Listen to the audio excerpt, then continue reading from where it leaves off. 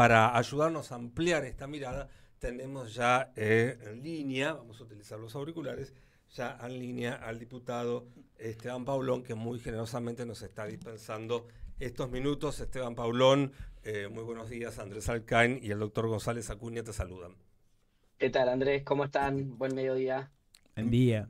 Bien, buen mediodía. Bueno, un poco veníamos analizando a lo largo del programa con el doctor González Acuña, ¿verdad? La realidad nacional, pero bueno, queríamos ver un poco qué es lo que estás viviendo en estas últimas semanas, después de las elecciones, bueno, todas las cosas que están ocurriendo en el país, ¿verdad? Sí, Andrés, la verdad que un momento complejo donde una parte importante de la sociedad decidió darle un voto de confianza al presidente en un contexto que no es fácil, de una economía que no ha mejorado. Todos los días escuchamos noticias de fábricas que cierran, personal que es suspendido. No hace falta leer los diarios, cada uno en su economía familiar y personal va viendo que los ingresos no se mueven a la velocidad que se mueven los precios. Estas últimas semanas hubo algunos incrementos en lácteos, en carne, en algunos otros productos. El transporte urbano se va ajustando, los impuestos van llegando con aumentos y esa desinflación o desaceleración de la inflación que hizo que pasemos bueno, de índices intolerables, como puede ser el 10, 12, 15% mensual, a índices que parecen más tolerables, como puede ser el 2% mensual, vemos que independientemente si es el 2 o el 15, cuando no hay una recomposición de los ingresos que acompañe y que vaya a esa misma velocidad, nos encontramos obviamente con una situación muy compleja donde cada vez la plata alcanza menos, ¿no? Por eso mucha gente dice, los precios no aumentan, pero a mí no me alcanza, o los precios no, la inflación no crece, pero los precios están por las nubes. En un Entonces, momento, hay una... Esteban, perdón que te interrumpa, en un momento donde la Sí, gente está sí, llegando al 15, 20 de cada mes y luego tarjeteando, no tarjeteando comprándose ropa, zapatillas o algo que le guste, ¿no? Tarjeteando la compra del supermercado para comer el día a sí, día. tarjeteando la compra del supermercado y con muchas dificultades ya porque no hay más crédito, ¿no? Incluso las propias tarjetas están restringiendo los límites de compra, mucha gente termina pagando el mínimo de la tarjeta y eso obviamente sabemos que va generando después un incremento de lo que va quedando pendiente y mes a mes lo vas acumulando y llega un momento que no hay manera, ¿no? Todos tenemos gente cercana que nos cuenta y en la propia, o sea, más allá de la experiencia personal, sabemos de gente cercana, familia, amigos, que cada vez es más fácil, es más difícil llegar a fin de mes, ¿no? Y creo que ese crédito que le dio la gente al gobierno, que se traduce en una mayor presencia en el Congreso, el gobierno lo tiene que administrar con mucha inteligencia.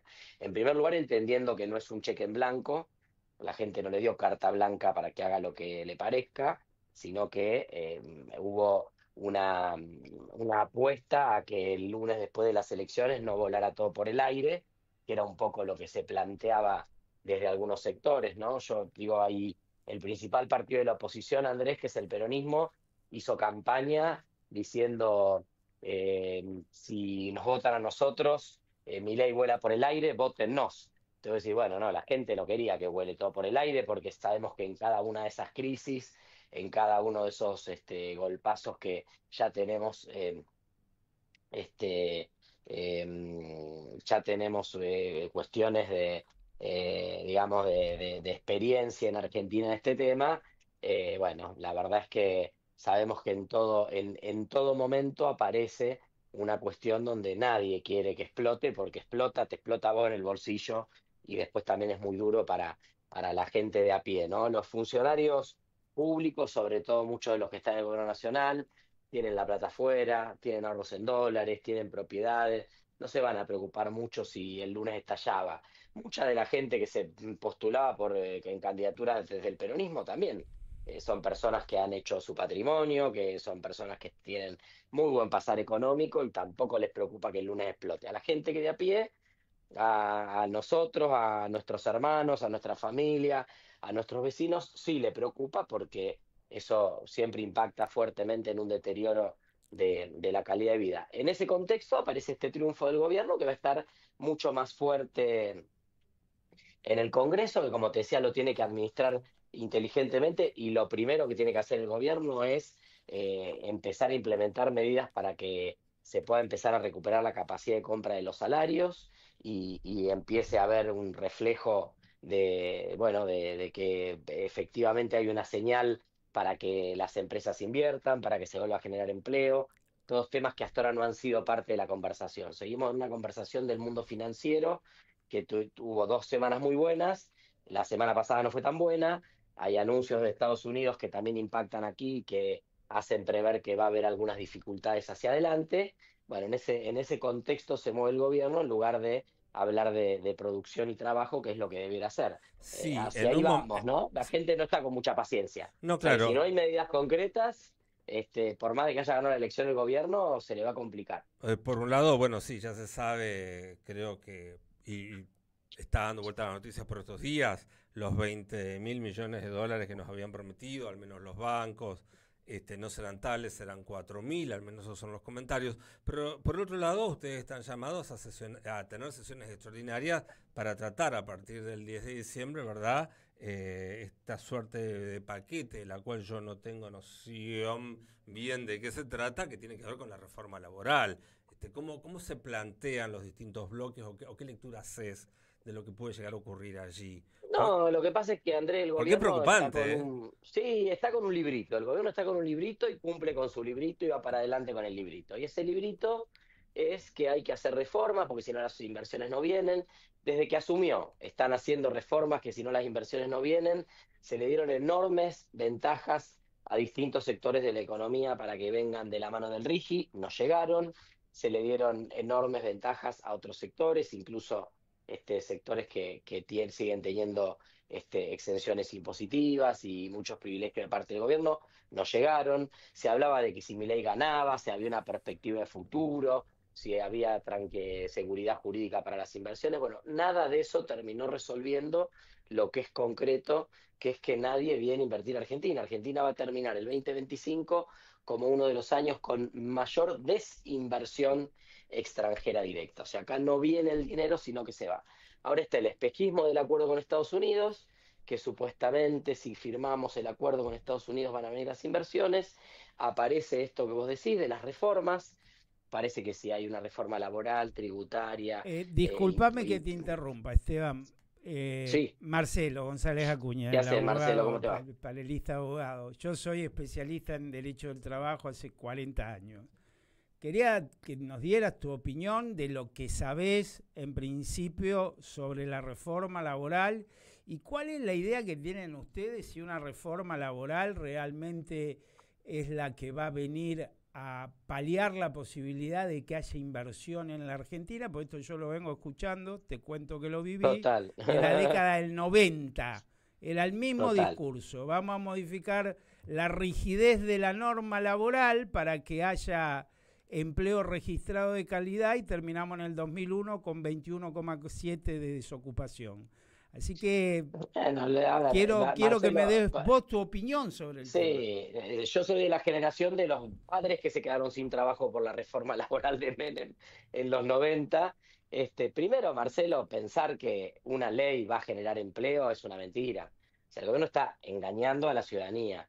Una ley puede mejorar las condiciones de trabajo, puede abaratar las condiciones de la contratación, que es un poco lo que intenta esta reforma. Eso es un beneficio directo para el empresario. Ahora, si no hay movimiento económico, si no hay actividad económica, si no hay consumo, ¿quién va a invertir y va a tomar a alguien? O sea, nadie toma preventivamente a alguien para que trabaje por si en algún momento la economía se activa. Entonces, hay un primer tema que el gobierno no dice, que es que acá lo que tenemos que empezar a ver es cuáles son las señales para que se reactive el consumo, la industria, la inversión. Acaban de anunciar que Nissan se va de Córdoba. Difícilmente, no es que Nissan se va de Córdoba porque no le flexibilizaron o modernizaron el mercado de trabajo. Entonces, el primer mito que hay que desmitificar es la reforma laboral no genera empleo. Dejen de mentirle a la gente. El empleo se genera por actividad económica, por consumo, por inversión y por desarrollo. En segundo lugar, los temas que pone el gobierno sobre... O sea, yo estoy convencido que hay que ir hacia una reforma o modernización laboral, porque obviamente hoy la economía es distinta, hay distintos mecanismos, estamos con convenios de mucho tiempo, etcétera. Ahora, la verdad es que la Perdón, reforma... discúlpame, Esteban. Sí. Yo tengo la necesidad de decírtelo porque soy diputado y porque ya lo he escuchado un montón de veces. Los convenios colectivos de trabajo no es cierto que son del año 75. Los que son del año del No, se van 70, actualizando, obviamente. claro, se van actualizando. La ley de contrato de trabajo sufrió la última reforma con la ley base. Yo de Totalmente, corazón y no lo se digo. generó ningún No, puesto de no, trabajo. pero no hay que... Estamos repitiendo cosas que no son ciertas. La ley de teletrabajo, por ejemplo, es del año 2020 y está incorporada en la ley de contrato de trabajo en el título tercero, capítulo 8. Entonces repetimos lo que dice. Yo no tengo yo duda. lo que creo, Marcelo, es que nosotros no... A ver, lo que no podemos hacer es negar que hay cambios en el mercado de trabajo y que hay que sentarse a discutir determinadas condiciones. Pero eso Porque se si discute no, en un el convenio gobierno va a sacar colectivo, su no en la reforma ley. como hizo con la... No, está bien, pero bueno, Esteban, hay temas... se negocia sectorialmente. Porque otra Pero mentira hay que estoy escuchando es que no hay negociación colectiva sectorial. No, No, eso no es eso verdad. cómo no. Y los problemas individuales, el por eje del ejemplo, sistema. esto del salario dinámico, eso se tiene No, que por negociar. eso, yo para ser claro con esto, yo creo que una reforma que hay que pensar es la duración de la semana de trabajo. Por ejemplo, tenemos Sí, que discutir acortarla. las 40 horas de semana de trabajo, claro, acortarla. Claro. Ir a un esquema primero de 40 horas semanales, y luego ver qué están haciendo los países de la región, que están yendo incluso a una semana más corta de trabajo, o sea, con menos horas de trabajo. Creo que hay temas como todo lo que son las regulaciones de los trabajadores de plataformas, que hoy están totalmente desamparados, donde hay que ver qué modelo entra, qué hizo el mundo. Esto es un sector que ha explotado en la economía muy recientemente. Entonces creo que hay reformas progresivas, tema de licencias, por ejemplo, licencias parentales, licencias... Bueno, nosotros tenemos todos los proyectos presentados hace muchos años. Entonces lo que tenemos que aprovechar nosotros, Marcelo, es la reforma, la discusión se va a dar, porque el gobierno hoy tiene los números y porque hay sectores económicos que quieren que esto se dé. Entonces nosotros tenemos que lograr salir a hablar con la sociedad para contarle qué queremos nosotros que hay que reformar, si es acortar la semana de trabajo, si es mejorar el cálculo de indemnización, si es mejorar las cuestiones que tienen que ver con las licencias, o si tenemos que pensar en un régimen especial para el tema de la economía de las plataformas, para buscar en ese marco flexible que plantean un determinado nivel de protección y cobertura de la seguridad social. Bueno, pongámoslo sobre la mesa, porque si no, solo va a discutir el gobierno y viene con esto de la semana de 60 horas de trabajo, el salario dinámico que nadie sabe. A ver, vos sos especialista, yo no en mercado de trabajo. A mí lo del salario dinámico me suena a extinción de las horas extras, porque entonces te voy a hacer laburar 500 horas por día en el momento donde tengo más demanda, más actividad, y no pagarte las horas extras, y después te las compenso cuando a mí se me ocurre. Porque pensar que hay una relación simétrica entre el empleador y el empleado también es un engaño. Esto que vos bien decías de la negociación colectiva, que es parte del corazón del sistema, y aparece ahora, dice, no, bueno, negociación por sector, negociación por fábrica. Digo, bueno, ¿quién? Incluso gente que está registrada. Si trabajás en un supermercado, anda a pedir un franco el día que a vos te viene bien en el supermercado. Anda a tomarte las vacaciones cuando vos necesitas tomarte las vacaciones en una determinada empresa donde vos sos uno de 3.000, 5.000, 8.000 operarios. Eso hoy sigue habiendo una asimetría total. Imagínate cómo se profundiza eso si vos encima le quitas poder a la negociación gremial, que es la que de alguna manera te defiende. Ahí estamos. Yo lo que digo es... Perdóname, Esteban, un segundito. Lo que es importante que te haga hincapié, estamos de acuerdo en lo que estás diciendo. Lo que hay que tener mucho cuidado también, que también pasó en los 90, con las disminuciones o las exenciones a las cargas patronales, porque si bien es cierto que mejora la competitividad y hace más barato la posibilidad de contratar, eso fue lo que financió las cajas de la Seguridad Social. Así que hay que buscarle la vuelta para que eso se pueda hacer, pero sin desfinanciar la caja de jubilaciones, las obras sociales. Es muy importante. Vos sabés, Marcelo, que hoy no hay el financiamiento directo al sistema de la seguridad social. O sea, hoy el sistema de la seguridad social es un sistema solidario porque se financia de muchas fuentes. Tenemos que ver qué fuentes de financiamiento pueden compensar eventuales bajas de aportes o de algunas contribuciones que siempre tienen que estar orientadas a que efectivamente esos trabajadores que hoy no están registrados pasen a estar registrados. O sea, nosotros Te doy, queremos más trabajadores registrados y un mercado de trabajo más fuerte. es, Ahora, hoy por supuesto, parte del en su momento hasta el impuesto país iba a financiar ANSES. Digo, hay que pensar de la mano de la reforma tributaria también cuáles son los sectores que hoy no están contribuyendo y pasan a contribuir.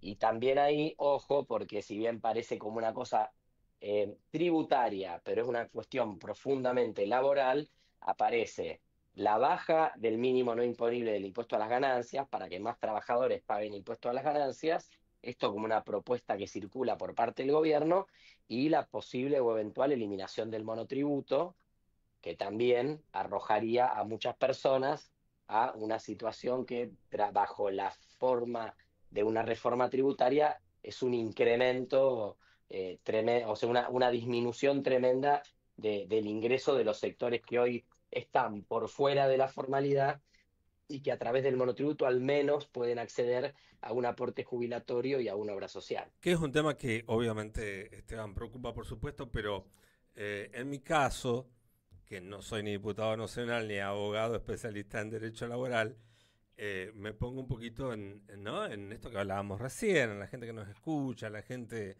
de a pie. Y yo pienso, y te consulto a vos, ¿no? Desde tu mirada personal y ya desde ya más de prácticamente 2 años en Cámara de Diputados, ¿vos pensás que esto puede llegar a avanzar y que pueda llegar a tener los votos necesarios para salir adelante este proyecto que presenta el Gobierno Nacional?